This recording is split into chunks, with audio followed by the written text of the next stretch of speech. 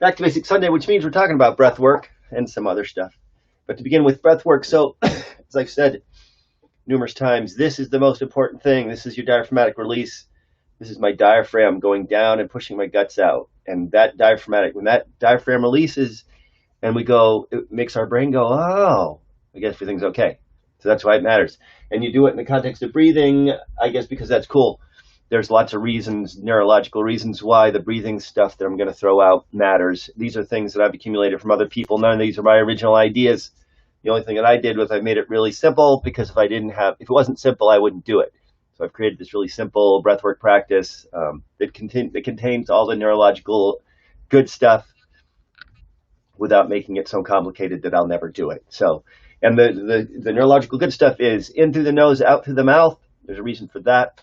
Count when you breathe in and just make the number the same. Doesn't matter what the number is. There's the higher the number doesn't mean anything. It's just about the number being the same, because ultimately, when you keep that number the same, it once again defeats the limbic system's attempts to kind of take over and get you all wound up. Keep your back free. If your back is leaning, you can sit in a chair, but you kind of want to be upright in that chair. You don't have to be super straight up or anything. You just want to make sure that you're not leaning back or leaning forward as much as you can. And the diaphragmatic release, that is the big kahuna, the most important thing. And, so I'm going to do a couple right now. What you're going to notice is that my shoulders don't move.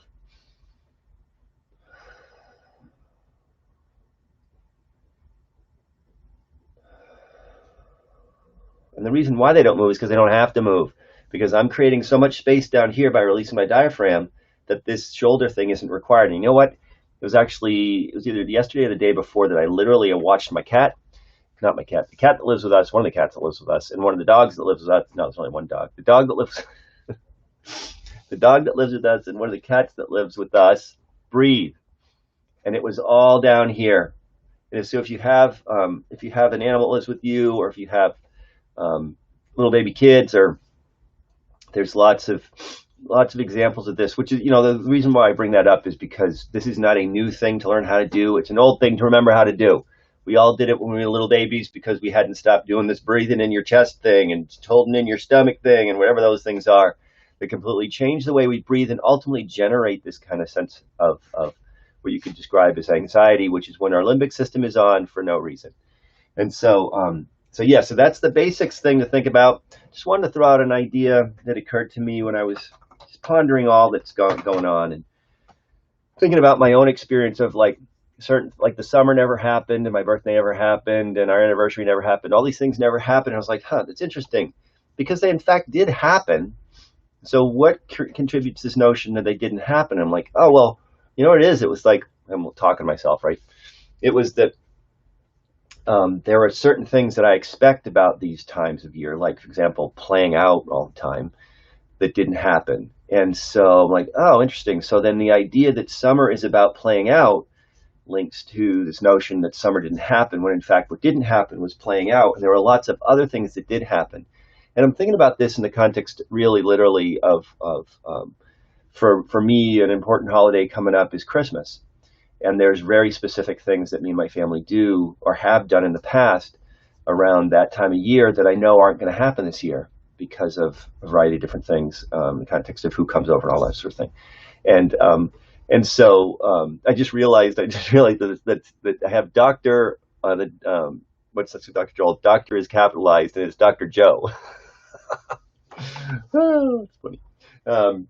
And so thinking about these notions of things not happening, looking forward to the sorts of things that are coming up, events that are coming up, how there's going to be changed, and then because what I really found was useful for me in thinking about was I'm like, all right, so what are these times really about? And what for me, what makes these times sacred for me? And if I take that notion up, how can I continue to have these times be sacred in the context of what's possible and what's not possible now?